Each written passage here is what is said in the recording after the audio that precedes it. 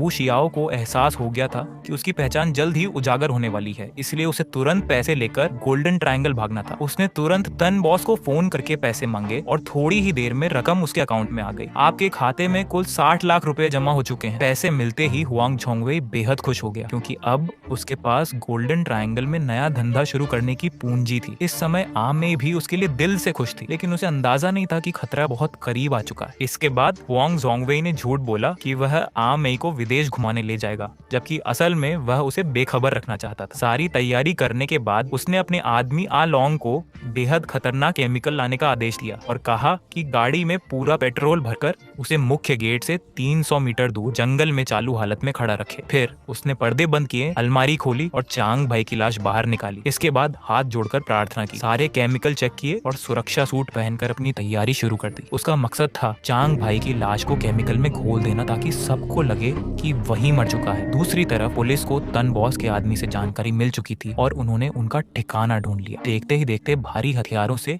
Lace police और special force ने पूरे इलाके को घेर लिया, ताकि तन बॉस और हुआंग झोंगवेई को एक साथ पकड़ा जा सके। तभी एक आदमी घबराते हुए अंदर आया और बताया कि पुलिस ने उनका माल पकड़ लिया है। यह सुनते ही तन बॉस भागने की बजाय आशेंग की प्रेमिका आ हुई से हिसाब मांगने लगा, क्योंकि जो ड्रग्स पकड़ी गई थी वही उसकी पूरी दौलत थी। वह गुस्से में आ हुई को मार डालना चाहता था, लेकिन तब तक पुलिस ने पूरे इलाके को घेर लिया था। तभी उसके आदमी ने आकर बताया कि पुलिस अंदर घुसने वाली है। तन बॉस खिड़की से बाहर देखने दौड़ा, जबकि आ हुई मौका देखकर चुपचाप वहां से भाग निकली। पुलिस के घेरे में होने के बावजूद तन बॉस अभी भी अपने ड्रग्स के बारे में सोच रहा था, जबकि हुआंग झोंगवेई पहले ही उसे छोड़कर भाग चुका था। बाहर पुलिस को देखकर तन बॉस ने अपने आदमियों को आखिरी लड़ाई के लिए तैयार कर दिया। उसके पास निजी हथियारबंद लोग तो थे, लेकिन पुलिस की फायरिंग इतनी जबरदस्त थी कि कोई सिर तक नहीं उठा पा रहा था। जब तन बॉस भागने लगा, एक आदमी ने उसे रोक लिया, लेकिन उसने बेरहमी से उसी को गोली मार दी। इसके बाद वह पीछे के रास्ते से भागने की कोशिश करने लगा, मगर झाओ योनान पहले से वहीं घात लगाकर बैठा था। दोनों तरफ से जोरदार गोलीबारी शुरू हो गई। तन बॉस ए के लेकर अंधाधुंध फायरिंग करने लगा और फिर अपने आदमी से ग्रेनेड लेकर झाओ योनान की तरफ फेंक दिया, लेकिन ग्रेनेड फटने से पहले ही पुलिस वाले श्याओ डुआन ने उसे लात मारकर वापस उसकी तरफ भेज दिया। तन बॉस संभल नहीं पाया और धमाके में मारा गया। इसके बाद झाओ योनान घर के अंदर हुआंग झोंगवेई को ढूंढने पहुंचा, लेकिन वहां सिर्फ केमिकल और काले रंग का खतरनाक तरल पदार्थ मिला। तभी पास की अलमारी से आवाज आई। पुलिस ने खोलकर देखा तो अंदर एक डरी हुई महिला कांप रही थी। जब पुलिस ने हुआंग झोंगवेई के बारे में पूछा तो आमेई ने चौंकाने वाला बयान दिया। उसने कहा कि हुआंग झोंगवेई और तन बॉस के बीच ड्रग्स के फार्मूले को लेकर झगड़ा हुआ था, जिसके बाद तन बॉस ने गुस्से में उसे गोली मार दी और फिर उस और चेन जियानचांग की लाश को केमिकल में घोल दी। अमेई ने दावा किया कि वह खुद अलमारी में छिपकर बच गई थी। पुलिस को उसकी बात पर भरोसा नहीं हुआ, लेकिन जांच में उस काले तरल में इंसानी चर्बी, हड्डियों के टुकड़े और शरीर के अवशेष मिले। तेज केमिकल की वजह से डीएनए टेस्ट नहीं हो सका, लेकिन घटना स्थल पर मिले खून के नमूनों की जांच में पता चला कि वह हुआंग झोंगवेई का ही था। इससे पुलिस ने मान लिया कि मरने वालों में एक